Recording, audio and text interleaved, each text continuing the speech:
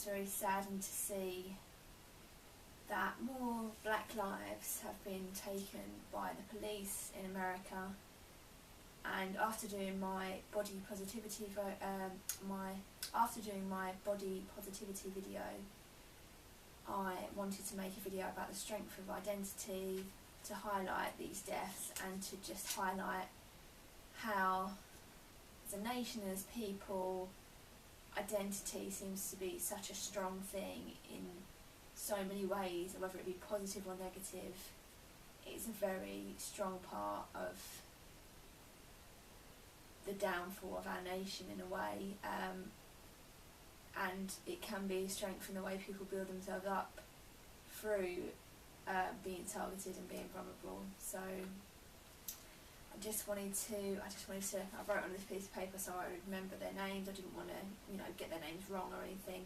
So Philando, Castille, I hope I'm saying that right, was shot dead within the last few hours, or at least that's how it's been reported in the UK, and he was shot in the arm as he was getting out his driving licence to show a police officer, and as a result of his injuries he died.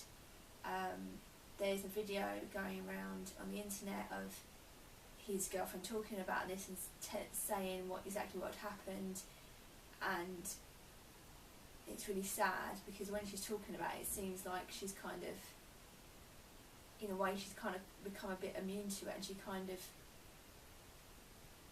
expecting it. It just seems like it's a second nature thing to her to think that it's likely he's dead, and he may be dead, and they may have killed him, before it had even got to the point that she even knew for sure that he was dead. And it's just so sad, and it's just, breaks my heart to watch it. And then they re-showed something about another shooting that happened on Tuesday to an Alton Sterling, who was shot dead for selling CDs, and they shot him numerous times while they were holding him down, and they had him within their custody, and he was shot several times, and they ended up killing him. Now this is absolutely disgusting and appalling, and it just makes my skin crawl to think that these people are the people that are in law enforcement and that are meant to protect people who live within the US, and it's just such a horrible thing. All the deaths, there's like 100 or more deaths that have happened within the last year or so, and it's just it's so disgusting. I don't know, I can't even comprehend how people of the black community must be feeling about this, to have so many of their own race killed by people that are meant to be protecting them and meant to be serving them. It's just horrible, like Sandra Bland and Trayvon Martin, like even having kids killed. It's just, it just sickens me to the core, and it just really, really, really touched my heart today and really upset me, and just got me thinking about how strong the fight for identity is, whether it's in the US or whether it's in the UK, wherever it may be. The fight for identity has become such a huge part of our government and our nation and our news and just everything that's happening. Obviously with the American elections and things going on with kind of Trump and things like that, it's not looking good for America at the moment. And I don't, as a Brit, I don't even live in America, and from what I see on social media, it just looks like things look really bleak, really. You've had so many black people being killed at the hands of policemen or otherwise, or in kind of terrorist attacks. You've had people, like in the Florida you've had the Florida shootings where, so many, 50 Latina LGBTQIA people were taken out on a Pride weekend in Pulse nightclub in Orlando, Florida, and it's just so disgusting that people just seem to be fueled by so much hatred by trying to somehow feel like they're fighting for their own identity, but demonising other people for trying to accept theirs and just basically go about their everyday lives and enjoy their lives, being people of colour or people who are part of the LGBTQIA community. Why should people not be able to just live their lives without being demonised, without having to worry about all these kind of things?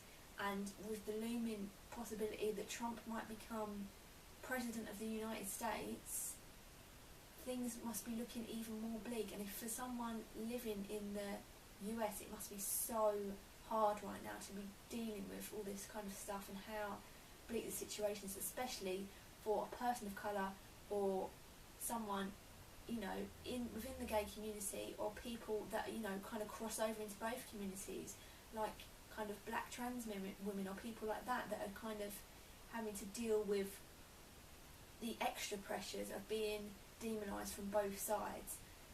It's just, it just disgusts me so much. And now in the UK, since we've voted out of the EU, I'm just so disgusted and hurt by my own country and how my fellow, you know, humans could let me down so much. It's just disgusting to think everything is so race fueled and so negatively geared towards identity, and how people are coming to our country and stealing our identity and stealing our jobs and stealing everything from us, when that's not what they're doing. We are stealing it from ourselves. We are making these problems for ourselves. We, you know, I would say 95% of the people who voted out of the EU did it for racist reasons. There may be people who thought they did it for valid reasons and kind of weighed up the pros and cons of being in and out of the EU. Then, you know, there may be a handful of people that voted for it because they really thought it was going to positively help the country, and they didn't think, you know, it wasn't racially fuelled in any way. But the majority of people voted in a racially fuelled way. And when we have these people, you know, we kind of fight for democracy, and then when democracy becomes so brainwashed by the media and, you know, by ideas of, you know, like within America, like ideas of black people being thieves, or ideas of every Muslim being a terrorist, and just all these kind of stupid ideas of that people that kind of focus in people's hate and get this group mentality. And even when law enforcement and, you know, government leaders have this kind of mentality behind them that people are less worthy, or somehow it's them and us, and that people that are different to us are stealing our identity and stealing from us and stealing our nation, it's just ridiculous, because we are the ones who are harming ourselves. There was Jo Cox, who was an MP who was recently, she was a white female MP, and she was recently killed because she stood up for immigration, and she was pro-immigration, and she thought that this was a good thing for the UK. And now she's dead because she was fighting for immigration, and for people of different skin colours or different races or whatever to come into our country and to live a better life and to support our economy. It just absolutely baffles me that people think that these outsiders are the people that are ruining our country, or ruining our nations, ruining the UK, ruining the US. We're doing this to ourselves. I've never ever felt so sad and down and seen such a bleak view of my country and of the world in general. It's just, maybe it's just because of my age, you know, I'm almost 30 now, and maybe I'm just more socially aware, and maybe I'm more on social media, kind of in social justice, and just like kind of more engaged in that kind of thing now, and maybe that's why. But realistically, I think in general the whole world is just starting to crumble around us, and I think the only thing that we can really do at this point is to be allies to each other. You know, people saying, you know, Black Lives Matter doesn't mean that we don't matter, but saying things like All Lives Matter takes away from that movement. There are so many black people that are getting killed in these attacks, and especially by police and people that are meant to be protecting them. Why shouldn't they raise awareness for that? Why shouldn't that be seen as a priority for their community? Because that is something that is severely affecting their community. You know, same as with, you know, the trans community, or with the LGBTQIA community at all. Like, why should they not be able to raise awareness for their own issues? Why does that need to be brushed under the carpet, or made fun of, or been seen as lesser than? Or even with, you know, Muslim people, you know, even with Muslims, why should they be allowed to be demonised because there are a handful of terrorists that are Muslims? So many terrorists are white. Why should they be demonised and be allowed to be aggressively attacked and verbally attacked? And just, and there's been so many videos circulating in the UK of, you know, there's been so many videos circulating in the UK of Islamophobia and how kind of racially fueled attacks have gone on since we've left the EU, and just over the last, I'd say probably the last couple of years, how much, you know, these racist attacks have risen. And it just makes me think about, you know, all these people trying to fight for kind of different identities, and, you know, so many people kind of who are immigrants to our country, or people who are gay or bi or trans, they are just peacefully trying to live their lives, and it's us as white cis people who are demonising them and giving all this racially fueled hate and all this hate based on sexuality or gender identity. It's just disgusting, and it makes me think about my own identity and my identity as a person. I identify as a white, cis, bisexual woman, and I have a lot of privileges which come with being, you know, in a lot of those kind of categories, or, you know, a lot of those identities. They don't make me any better than anyone else. I don't think that anyone else is trying to steal my identity, or that anyone else is ruining my country. The only people I think that are ruining my country and ruining people's identity, or kind of pushing for these people to kind of congregate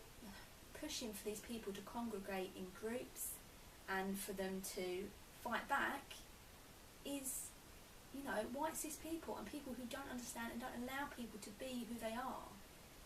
We shouldn't be the authority in everything, and we shouldn't be the ones that are talking over people, and we shouldn't be the ones trying to push people out and demonise them, because they're allowed to have a voice, they're allowed to speak for themselves. You know, it's the same with, you know, I'm a chronically ill person. It's the same with people who are chronically ill, or people that are disabled being able to speak out to people who are able-bodied, because they're people, you know. Just because people aren't shown as much in the media, or because people don't understand about different people's struggles from different groups and different identities, them talking about their struggle is not taking anything away from you. It is just making you more educated, it's making you a more well-rounded person, and it's just giving you knowledge to be able to interact better with these groups of people and to live in a more harmonised environment. So I kind of urge you, if you're watching this and you are someone who is racist, or, you know, has issues with people who are trans, or who identify with any kind of part of the LGBTQIA community, or just any other nationality or skin colour or anything, for one, you need to move on to someone else's channel, because this is not the channel for you. And two, really think, what are they doing to you? They are doing absolutely nothing to you. They are trying to live their own lives and promote the strength in their own identity and feel comfortable in their own skin. That is not harming you. And the only way that we're going to fight against the downfall of our nations is to come together and support each other. And I want to use this to try and promote this to people who are white and cis, to just shut up, just keep your mouth shut and just listen for once, and just take on board what somebody of a different identity is telling you. Don't talk over them, don't demonise them, and don't make them think that they're stealing something from you. All they want is to be able to express their own identity without feeling like they're some kind of villain. So I'm sorry if that video was a little bit ranty. It was just something that just kind of came to me as I was watching that horrible news today about the two guys who were murdered recently by the police in America. And I hope that you've enjoyed the video, and I look forward to connecting with you soon. Hopefully the next video will be slightly more light-hearted. So